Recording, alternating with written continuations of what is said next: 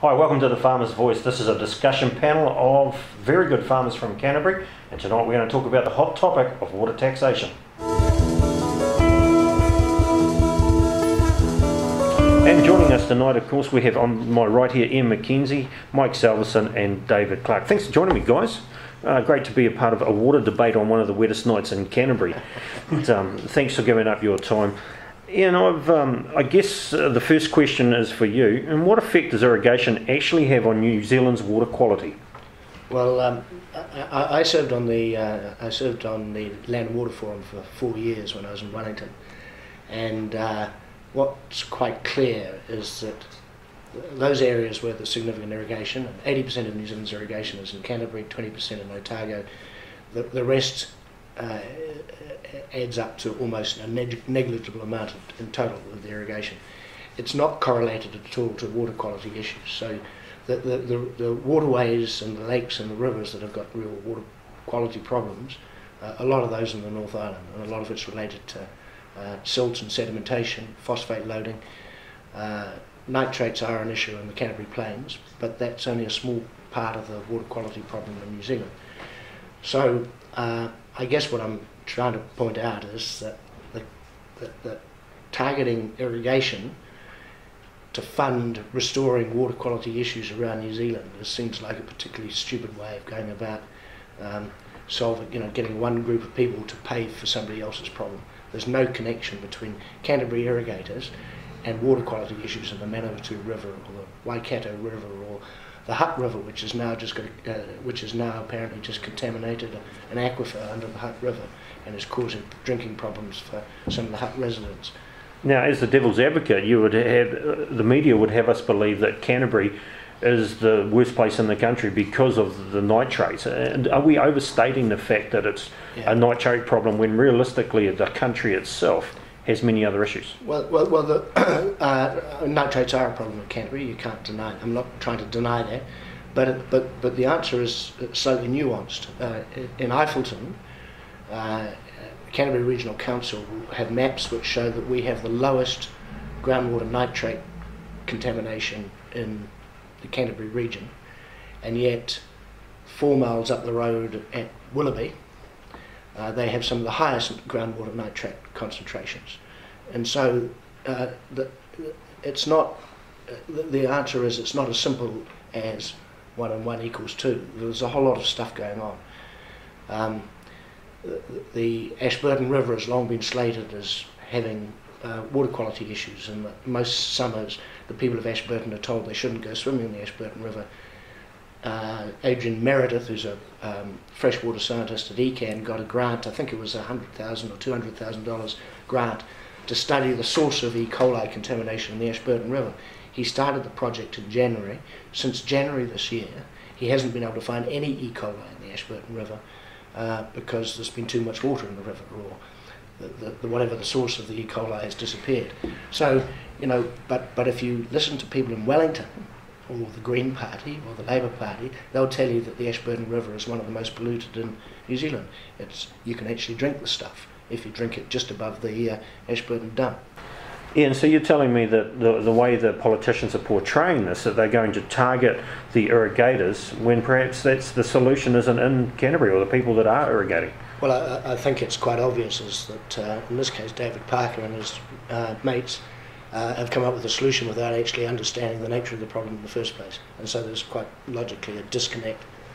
What do you see as being the problem in the New Zealand water? That's a huge question. Well, at the end of the day, where there is a problem with water quality, and there is a problem with water quality in some places, it's land use, it's not irrigation. Irrigation does enable some types of land use, but not all land uses enabled by irrigation is bad for the environment. So you might look at permaculture, horticulture, vineyards, all those sorts of things. Very benign on water quality, but they all rely on irrigation. So to me it looks like the taxation is double dipping, because what they're doing is they're taxing the people that are trying to make a living out of the water, and then they're also trying to tax them when they've made that money as well. Yeah, it's as I say, it's a lightweight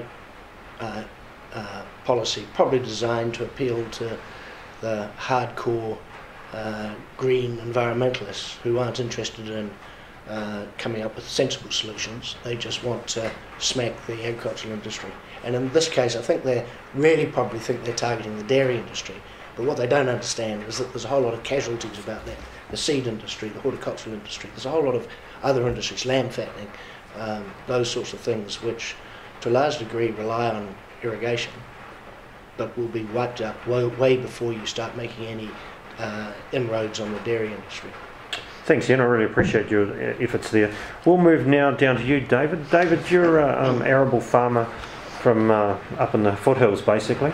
What do you see the cost to farmers should this irrigation tax go through? Well, I guess that's one of the things that really worries me about this proposal is that we're not getting any accurate steer on what the cost is going to be. And I think it's really irresponsible leading into an election that we don't have some firm numbers explaining this proposal.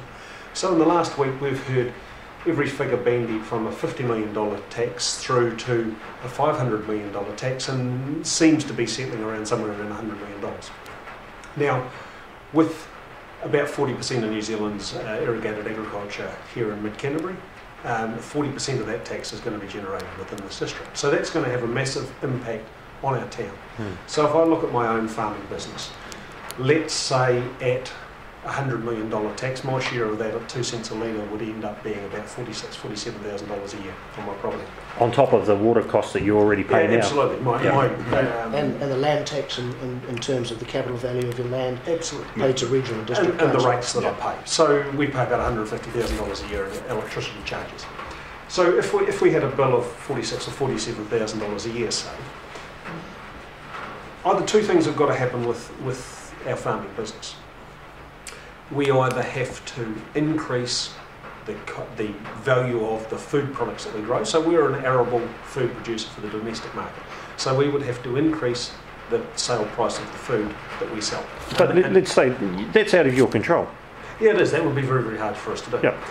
We would then also have to reduce, or it would reduce the available money that we could pay when we're buying store lambs in. So we've still got to generate a margin of fattening those lambs. So arguably, we would then have to reduce the amount of money that we paid to a hill country farmer for the store lambs that he produces. Or alternatively, and what I think is going to be the most likely, is that it will come off our bottom line and it will directly reduce the amount of money that we have available at the end of the year to spend in the mainstream of Ashburton and also to reinvest in our business. So a profitable business can do things about reinvestment into technology. So in 2011, our business spent well over $1 million changing from older style irrigators through to pivot irrigators that use less water, have less leach, cause less leaching, and overall have a better environmental footprint. But we can only do that if we operate a profitable business. If we can't manage that investment can't take place. So look, I think this is, from an environmental point of view, a total own goal by the Labour Party. Seems to me that the way you're speaking here, this is a tax not actually on irrigation, but a tax on rural communities. Yes, it is.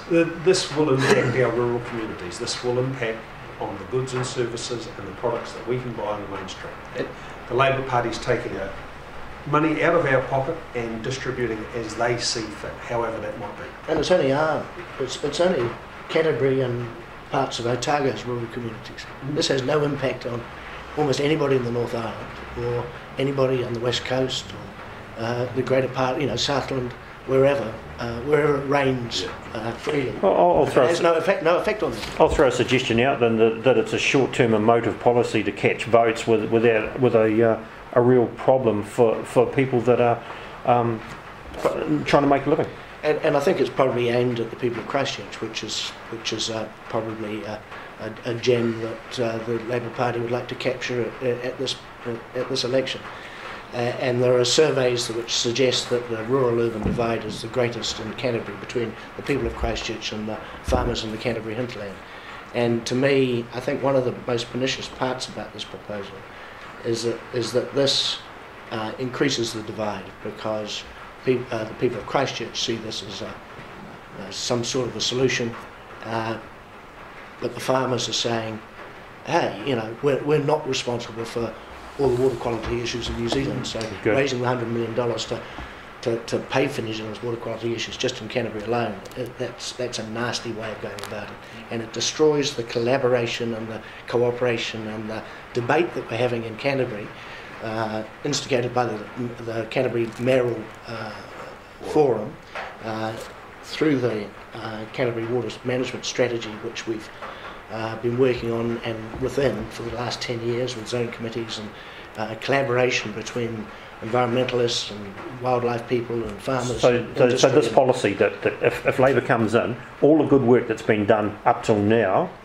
is going to go out the door. And Mike, I'm going to come to you on this. Can I just make one point? Yeah, go ahead. David Parker in his policy said they're throwing out the government's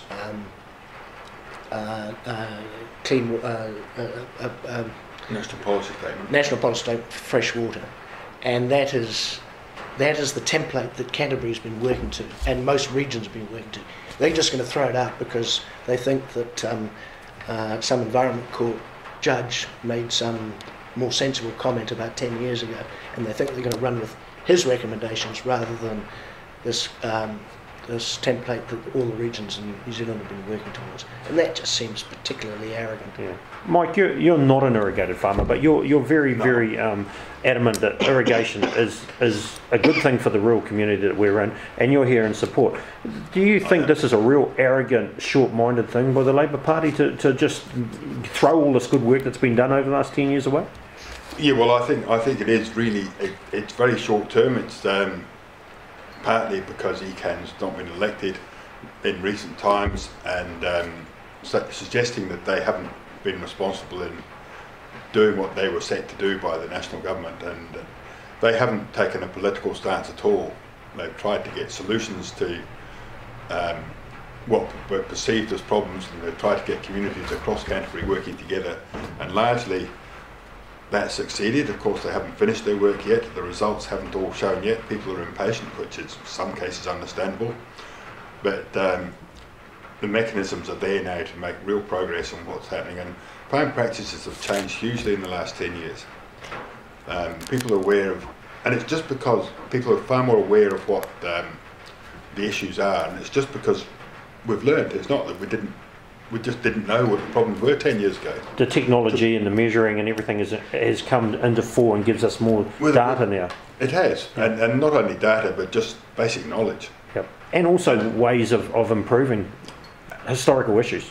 And so on. And I think if you look at this on a worldwide basis, I think you'll find that New Zealand, in approaching water quality issues, is at the forefront of what's happening in the world. And within that, actually, Canterbury and the Canterbury Water Management Strategy that's just been mentioned is at the forefront of that as well. A lot of the stuff that's going on in Canterbury is really groundbreaking worldwide, and the way we're addressing these problems and the way we're finding solutions to our issues. So David, coming to you, because you've been quite predominant in the media lately on this issue, do you see this as the fact that perhaps, as Mike says, we are actually worldwide leaders, but the people that are representing us in the government are actually holding us back? Yeah, look, I think it's really sad, looking at the commentary that's been around here in the last week since this policy was announced. The vitriol that's being directed to farmers. We're food producers. We are the people that put food on the table every morning for somebody to eat. But we're trying to do that as efficiently as we can. My family has farmed in this country since the 1870s. I have 3 boys. My intention is for one of those boys, at least, to be able to continue to farm. It is in my very best interest to look after our piece of land as best we can, so that at the end of my tenure, it is in better order than it was when I started. That is vital to me. But I read these comments, and look, it saddens me that we've got such a disconnect between the rural and urban here in New Zealand. I think it's tragically sad for our country. So what we've come up with tonight is that water is a national issue. However, it's better solved regionally and locally by those that are in the game. It is not a vote-catching issue. It is, in fact, a very, very important issue to those that use water and are responsible for it. Thanks for watching the Farmers Voice Forum. We're going to bring some more topics to you as they come up.